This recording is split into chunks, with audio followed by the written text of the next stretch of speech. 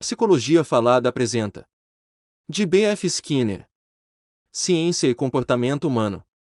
Este audiolivro é uma produção independente sem fins lucrativos. Se você vê valor no nosso trabalho, considere ser nosso apoiador e deixar o seu like.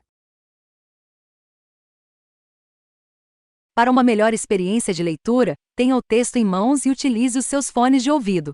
Boa leitura!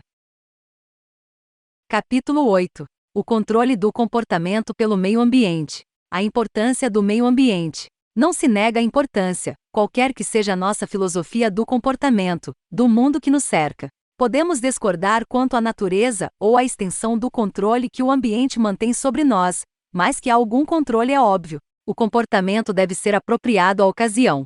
Falhar no contato com a realidade leva a espécies de dificuldades muitas vezes observadas no comportamento psicótico. Mesmo quando alguém se empenha em rejeitar o mundo, através da redução sistemática de certas formas de controle do mundo sobre ele, fisicamente a interação contínua. Muitas teorias do comportamento humano, não obstante, menosprezam ou ignoram a ação do ambiente. O contato entre o organismo e seu mundo fica totalmente desprezado ou, quanto muito, descrito casualmente. Isto é quase sempre verdade na psicologia clínica, por exemplo. O clínico fala com frequência de pessoas, lugares e coisas como fatos que entram na interpretação do comportamento do paciente, sem maior especificação da ação que exercem. Esta prática pode ser adequada para certos propósitos de comunicação, mas é de esperar que falhe em certos pontos. Alguns dos problemas da psicologia clínica mostram que estes pontos muito frequentemente são alcançados. Uma história de caso pode nos informar, por exemplo, que em determinado dia o paciente viu um conhecido que dele se aproximava vindo do outro lado da rua, e este evento pode ser olhado como significativo na interpretação do comportamento do paciente. Mas o relato X viu Y cruzando a rua não nos prepara para muitas das possíveis questões relevantes. Por exemplo, quais são as propriedades de padrões visuais que levam X a dizer, este é Y? O relato que X fez do evento foi determinado por um estímulo visual nítido que possuía aquelas propriedades? Em outras palavras, era Y, ou X meramente pensou que era Y. Neste último caso, quão plausível foi o engano? Quanto do efeito sobre X foi devido ao aparecimento de Y como uma pessoa, e quanto foi devido ao comportamento de Y de cruzar a rua? Em quais situações passadas estímulos semelhantes afetam X? E que condicionamento ocorreu com respeito a pessoas cruzando ruas, Y sendo ou não sendo uma dessas pessoas? Até onde a reação de X foi devida a uma condição que podemos descrever dizendo que X temia que Y estivesse evitando? Condicionamentos anteriores com respeito a pessoas que cruzam ruas realmente envolvem Z que se parece com Y, e em resposta afirmativa, podemos dizer que Y estava servindo como um símbolo para Z? Questões como estas são com frequência tratadas na discussão posterior da história de caso, mas poderiam não ter aparecido se a primeira análise do contato entre organismo e ambiente tivesse sido adequada. Uma análise aperfeiçoada não significaria necessariamente mais informação em dada instância particular, mas sim em maior entendimento dos meios pelos quais os estímulos geralmente agem. O relato casual ignora muitos pontos importantes. A análise dos estímulos. Podemos começar no estudo de variáveis independentes extremamente importantes que se encontram no meio ambiente imediato com uma descrição física. Qual é a estrutura do mundo que vemos, ouvimos, tocamos, cheiramos e degustamos? Não devemos julgar precipitadamente esses eventos baseando-nos em seus efeitos sobre o organismo. Devem ser descritos nos termos usuais da física da luz e do som, da química dos odores ou das substâncias com gosto e assim por diante. Estamos interessados, é claro, apenas nas condições ou eventos que exercem efeito sobre o comportamento.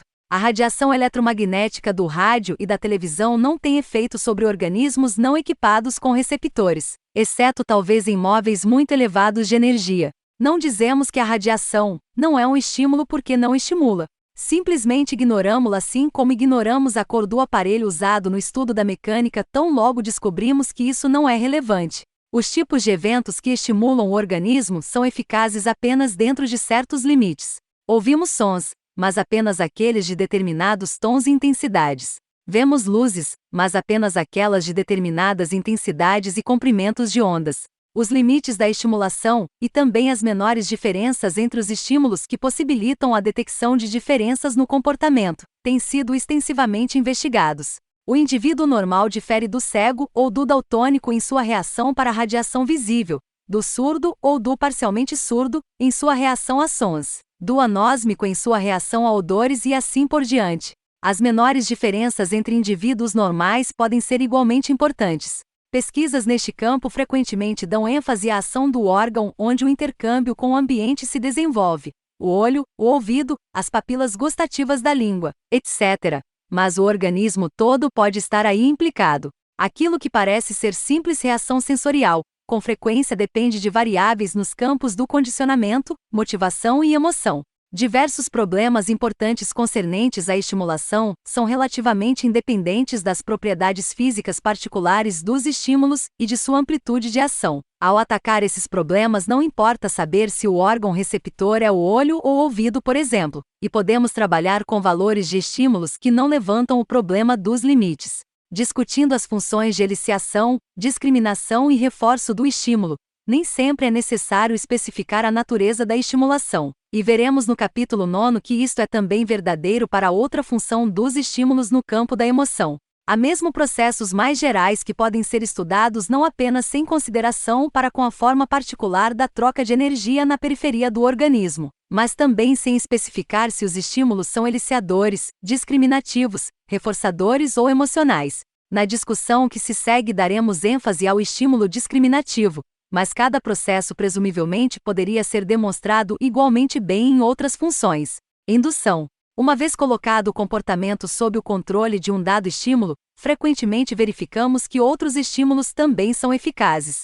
Se um pombo foi condicionado a bicar um ponto vermelho na parede da câmara experimental, a resposta também será evocada, ainda que não com a mesma frequência, por um ponto alaranjado ou mesmo amarelo. A propriedade de ser vermelho é importante, mas não é exclusiva. Pontos de tamanhos ou formas diferentes, ou pontos colocados sobre fundos de cores diferentes também podem ser eficazes. Para avaliar a extensão total da mudança ocasionada pelo reforço, precisamos investigar os efeitos de um grande número de estímulos. A extensão do efeito a outros estímulos denomina-se generalização ou indução. O processo sugere que um estímulo discreto é uma noção tão arbitrária quanto a de um operante discreto. Os elementos idênticos de uma resposta têm seus paralelos nos valores ou propriedades de um estímulo que são separadamente eficazes. Se reforçamos uma resposta a um ponto vermelho redondo de 1 cm² de área, um ponto amarelo da mesma forma e tamanho será eficaz em razão das propriedades comuns de forma e tamanho. Um ponto vermelho, quadrado, da mesma área será eficaz por causa da cor e tamanho, e um ponto vermelho redondo, com meio cm² de área será eficaz, porque tem as propriedades comuns de cor e forma. A eficácia de uma única propriedade de um estímulo, quando combinada com novas propriedades, se revela quando não nos sentimos à vontade na presença de um novo, conhecido porque ele se parece com alguém de quem não gostamos. As propriedades extremamente sutis responsáveis pela semelhança são suficientes para originar uma reação emocional. O argumento freudiano de que os primeiros condicionamentos emocionais afetam os ajustamentos pessoais posteriores pressupõe esse processo, no qual a propriedade sutil em virtude da qual um conhecido lembra o pai ou a mãe de alguém, disse ser independentemente eficaz. O símbolo freudiano pressupõe o mesmo processo, uma peça de escultura abstrata que gera uma resposta emocional, por se parecer com o corpo humano, demonstra a eficácia da propriedade responsável pela semelhança. Como Freud afirmou, a semelhança pode ser eficaz, reconheça-a ou não o indivíduo. Na literatura, o mesmo processo se exemplifica pelo uso da metáfora. Na análise retórica, inverte-se a ênfase, pois o controle ativo é atribuído ao organismo e não ao estímulo. Costuma-se dizer que o locutor transfere a descrição de um estado de coisas para outro que se lhe assemelhe. Aqui poderíamos dizer que a resposta metafórica será evocada por um estímulo, que compartilha com algumas das propriedades do estímulo, para o qual a resposta, normalmente é apropriada. Assim, quando Romeu compara Julieta ao sol, não precisamos supor que esteja empenhado em um ato de imaginação criadora. Necessitamos apenas supor que o efeito de Julieta sobre ele tem algumas das propriedades do efeito do sol, e que a resposta verbal, sol, ficou assim fortalecida. A elaboração da metáfora deve ser distinguida de uma explicação de seus ingredientes. O primeiro passo é dar conta do aparecimento do termo metafórico. Geralmente isto pode ser feito apontando-se uma propriedade de um estímulo corrente, que é também possuída pelo estímulo costumeiro da resposta verbal. Verifica-se a importância de qualquer dimensão de um estímulo examinando o efeito de diferentes valores. Depois de estabelecer uma forte tendência para responder a um ponto vermelho, podemos examinar a frequência de resposta durante a extinção para vermelho alaranjado, alaranjado, amarelo alaranjado e amarelo. Um experimento como esse fornece um gradiente de generalização ou indução. As respostas durante a extinção são mais rápidas sempre que o ponto for vermelho. São ligeiramente menos rápidas para o vermelho alaranjado, e muito menos rápidas para o amarelo. Um animal experimental como o pombo pode mesmo não responder se a cor for muito diferente, como verde, cinza, mesmo que os dois pontos tenham propriedades comuns de forma, posição, iluminação, e sejam estímulos visuais e não, por exemplo, auditivos. Portanto, para o pombo, a cor é obviamente uma propriedade importante. Um organismo cego para cores, por outro lado, não mostraria esse gradiente. A frequência não mudaria com a cor, se as diferenças em brilho, textura, etc., tiverem sido eliminadas. Outras propriedades dos estímulos produzem gradientes similares, quando exploradas sistematicamente. Este procedimento nos permite responder questões tais como se uma dada mudança na cor é tão importante para o organismo como uma dada mudança no tamanho, ou mesmo se a cor é uma propriedade tão importante entre os estímulos visuais, como é o tom entre os estímulos auditivos. Entretanto, nem todas as dimensões dos estímulos são igualmente contínuas. Discriminação. A indução ou generalização não é uma atividade do organismo. É simplesmente um termo que descreve o fato de que o controle adquirido por um estímulo é compartilhado por outros estímulos com propriedades comuns, ou, posto em outras palavras, que o controle é compartilhado por todas as propriedades do estímulo tomadas separadamente. Uma particular combinação de propriedades compreende o que chamamos um estímulo, mas a expressão não representa muito acuradamente o controle exercido pelo ambiente. A discriminação descrita no capítulo 7 também não é uma forma de ação por parte do organismo. Quando estabelecemos uma discriminação entre pontos luminosos vermelhos e alaranjados, simplesmente acentuamos um gradiente natural, continuando a reforçar os pontos vermelhos enquanto extinguimos os pontos alaranjados. O controle da propriedade de ser vermelho é consistentemente reforçado, enquanto a propriedade de ser alaranjado é consistentemente enfraquecida. Num experimento como esse, outras propriedades dos estímulos, por exemplo, forma, tamanho e localização, são tanto reforçadas como extintas. Aqueles que trabalham com pigmentos, tinturas e outros materiais colorantes são afetados por contingências nas quais pequenas diferenças na cor fazem grande diferença na consequência do comportamento. Dizemos que eles se tornam altamente discriminativos com respeito à cor, mas seus comportamentos apenas revelam processos de condicionamento e extinção. Abstração. O comportamento pode ser colocado sob o controle de uma única propriedade ou de uma combinação especial de propriedades de um estímulo e ao mesmo tempo liberado do controle de todas as outras propriedades. O resultado característico é conhecido como abstração. A relação com a discriminação pode ser mostrada através de um exemplo, reforçando respostas a um ponto vermelho circular, e ao mesmo tempo extinguindo respostas a pontos circulares de todas as outras cores. Podemos dar ao ponto vermelho o controle exclusivo sobre o comportamento. Isto é discriminação. Desde que pontos de outras cores aparentemente não têm efeito, poderia parecer que as outras dimensões que possuem, por exemplo, tamanho, forma e localização, não são importantes. Mas isso não é verdade, pois é menos provável que a resposta será feita para um objeto vermelho de outro formato e tamanho. Em outras palavras, colocamos a resposta sob o controle de pontos vermelhos circulares, mas não da propriedade de ser vermelho, sozinha. Para que isso seja possível, devemos reforçar respostas a muitos objetos, todos vermelhos, mas diferindo grandemente em suas outras propriedades. Finalmente, o organismo responderá apenas à propriedade de ser vermelho. O caso é exemplificado pela resposta verbal vermelho. Devemos lembrar, contudo, que provavelmente nunca se alcança uma resposta perfeitamente abstrata. Os estímulos que possuem a propriedade requerida, mas que são muito diferentes em outros aspectos, podem não evocar a resposta. Os estímulos sem a requerida propriedade que lembrem instâncias especialmente comuns, que a possuam também podem exercer algum controle. Também a abstração não é uma forma de ação do organismo. É simplesmente um estreitamento do controle exercido pelas propriedades dos estímulos. A propriedade controladora não pode ser demonstrada em uma única ocasião. Em outras palavras, uma única ocorrência de uma resposta abstrata não nos dirá muito a respeito de seu referente. A relação controladora só pode ser descoberta através da investigação de um grande número de casos. Às vezes desprezamos a história requerida para que se tenha uma resposta abstrata, e quando isso acontece cometemos muitos enganos na interpretação do comportamento. Quando a criança é ensinada a chamar de vermelha uma bola vermelha, surpreendemo-nos ao vê-la chamar de vermelha uma bola verde. Em nosso próprio comportamento, a resposta há muito tempo foi colocada sob o controle de uma cor particular, mas no comportamento da criança as propriedades de tamanho, forma e capacidade de manipulação continuam importantes, até que um programa de reforço diferencial as afaste. Um organismo não adquirirá uma resposta abstrata enquanto não houver agência reforçadora que disponha as contingências requeridas. Não há contingências naturais que reforcem uma resposta na presença de uma única propriedade, sem relação com outras propriedades. Aparentemente, a contingência necessária requer a mediação de outros organismos. Portanto, a abstração parece ter se tornado possível apenas com o desenvolvimento do comportamento verbal. Disto não se segue que, se for o caso, as respostas abstratas poderiam não aparecer nunca, pois não é impossível conceber eventos em um grupo de indivíduos que poderiam ter dado origem a rudimentos de um ambiente verbal, no qual o comportamento verbal abstrato pudesse então surgir. O assunto, entretanto, é altamente especulativo.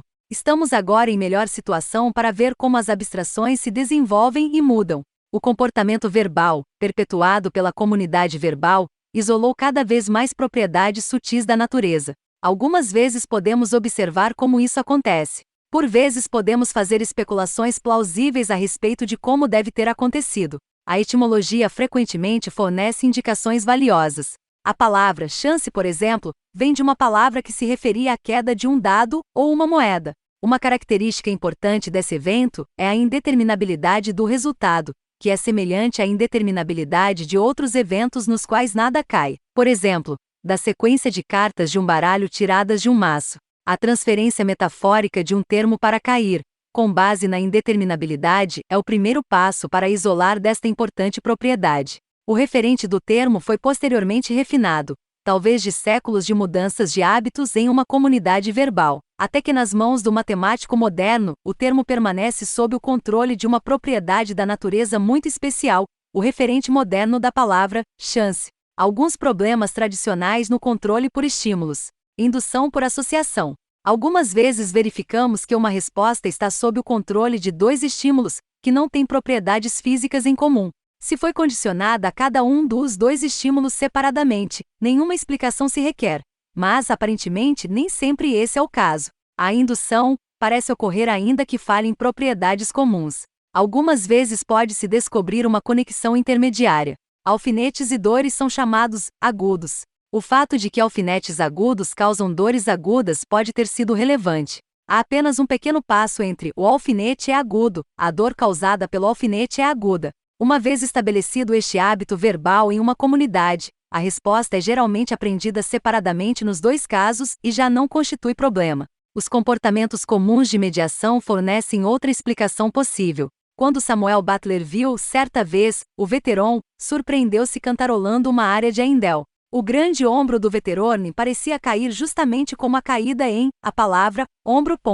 Aqui uma resposta auditiva parece ter sido feita para um estímulo visual, que de alguma maneira se parece com ela. Presumivelmente Butler nunca ouviu uma enquanto olhava a outra, e podemos supor, para completar o exemplo, que também nunca viu a frase musical em forma visual. Poderemos explicar a causa do resultado, se supusermos que os dois estímulos são capazes de gerar comportamentos semelhantes.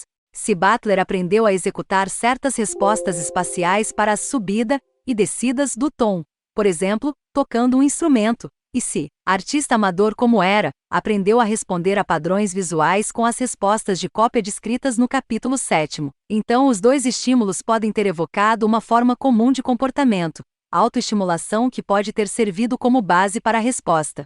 A linha melódica da área poderia ter evocado uma resposta que gerava uma estimulação frequentemente seguida pela resposta veterano. Por outro lado, o perfil do veterano poderia ter evocado uma resposta que, por seu turno, gerava uma estimulação muitas vezes seguida por um cantarolar imitativo da resposta verbal, a Handel. Neste caso particular, a resposta verbal, ombro, fornece um exemplo bastante claro do comportamento mediador.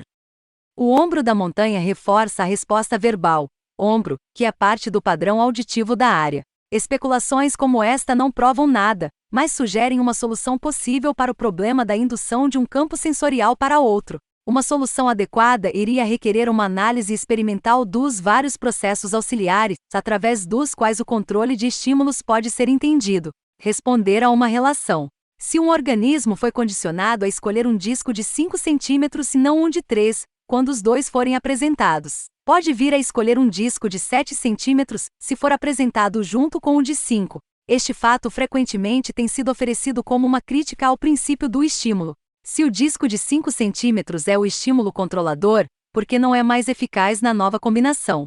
Na realidade, é possível condicionar um organismo tanto a escolher o maior entre dois objetos, quanto a escolher um tamanho particular, não importando o tamanho do objeto que o acompanha. Condicionamentos semelhantes começam bem cedo na história do indivíduo, e o comportamento que predominar quando o teste for feito dependerá dessa história. O caso relacional é importante na maioria dos ambientes. Na medida que o organismo se move pelo espaço, os reforços geralmente são contingentes a tamanhos relativos, não absolutos.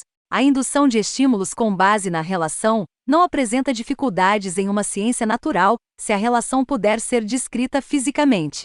Se não for o caso, temos de nos voltar para outras possibilidades, por exemplo, o comportamento mediado que acabamos de discutir. Mesmo organismos relativamente simples como o pombo podem responder apropriadamente a novos estímulos com base no tamanho relativo, na intensidade relativa, na posição relativa e assim por diante. Podem também ser condicionados a ignorar qualquer dessas propriedades e a transferir uma resposta com base em alguma outra propriedade. As propriedades relevantes são todas passíveis de especificação física. O estímulo, interpretado. Outro dos problemas no controle de estímulos que tem atraído mais atenção do que merece em virtude de especulações metafísicas é sobre o que realmente está no mundo exterior. O que acontece quando um organismo responde como se um estímulo tivesse outras propriedades?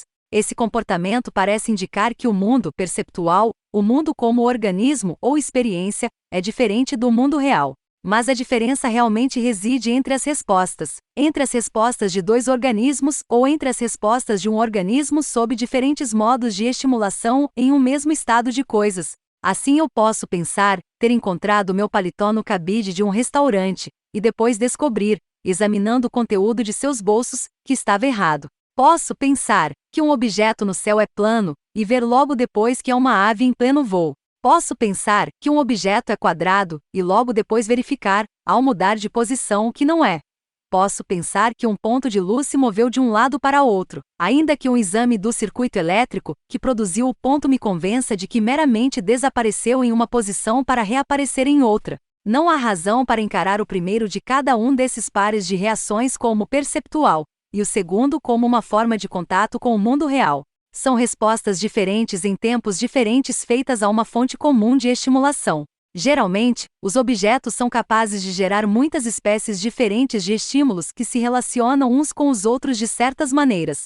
Respostas a algumas formas de estimulação têm maior probabilidade de serem corretas que respostas a outras, no sentido de que têm maior probabilidade de levar ao comportamento eficaz. Naturalmente, esses modos são favorecidos, mas qualquer sugestão que nos leve mais perto do mundo real estará deslocada aqui. Como vimos no capítulo 7, as propriedades visuais e táteis dos objetos no espaço nos levam a desenvolver um repertório eficaz pelo qual nos aproximamos e alcançamos os objetos. Para tomar um caso específico, os estímulos visuais gerados por um objeto quadrado são geralmente acompanhados por outros estímulos visuais, quando o objeto for visto de outro ângulo ou colocado ao longo de uma escala de medida, da mesma forma que por certos estímulos táteis, quando o objeto for manipulado. Pode-se agora construir um objeto que, visto de um dado ponto de vista, forneça a estimulação característica de um objeto quadrado, ainda que forneça estímulos muito diferentes quando manuseado, medido ou visto de outros ângulos. Uma vez que se tenha respondido a esse objeto de maneiras aparentemente inconsistentes, poder-se-á confiar menos ao dizer quadrado, diante de qualquer outro conjunto de estímulos visuais, mas não se terá razão para argumentar que a resposta visual original não estava de acordo com o objeto, como ele realmente é. Operamos em um mundo, o mundo da física. Os organismos são parte desse mundo e reagem a ele de diversas maneiras. As respostas podem ser consistentes ou inconsistentes umas com as outras, mas em geral não há muita dificuldade em explicar tanto as nossas quanto outras. Para tomar outro exemplo, vamos supor que observemos uma leve neblina à distância, nas bordas de uma floresta. Este estímulo é apropriado para qualquer de duas grandes classes, para as quais emitimos as respostas verbais nevoeiro e fumaça, respectivamente. As respostas não verbais apropriadas são muito diferentes. Em um caso simplesmente não ligamos, no outro corremos a dar o alarme. Poder-se-á não fazer nada enquanto decidimos o que aquilo realmente é. Interpretamos o estímulo antes de iniciar uma ação aberta específica. Mas a interpretação é como a atenção discutida no capítulo 7º. Não precisamos encontrar uma forma particular de comportamento para ser identificada com ela. Interpretamos um estímulo como fumaça, na medida em que tendemos a responder com o comportamento apropriado à fumaça. Interpretamos como nevoeiro na medida em que a probabilidade de um repertório diferente aumentar. Apenas quando um comportamento específico ocorreu podemos dizer que um estímulo foi interpretado de uma dada maneira, mas podemos ainda falar com propriedade das duas possibilidades. Um dado estímulo pode ter dois efeitos diferentes simultaneamente, quando estes forem compatíveis, e dois diferentes efeitos em rápida alternação quando não o forem. Uma condição complexa de indecisão pode prevalecer até que o problema seja resolvido, ou pela maior definição do estímulo, ou por outro meio qualquer. O que acontece quando se toma uma decisão será discutido no capítulo 16. O controle funcional exercido por um estímulo permite distinguir entre sentir e certas outras atividades sugeridas, por termos como ver, perceber ou conhecer. Sentir pode ser tomado para se referir à mera recepção do estímulo. Ver é o comportamento interpretativo que um estímulo controla. O termo ver caracteriza uma relação especial entre comportamento e estímulos. É diferente de sentir, da mesma forma que responder é diferente de ser estimulado. Nossa percepção do mundo, nosso conhecimento do mundo, é o nosso comportamento em relação ao mundo. Não deve ser confundido com o mundo propriamente dito, ou com outro comportamento em relação ao mundo, ou como o comportamento de outros em relação ao mundo.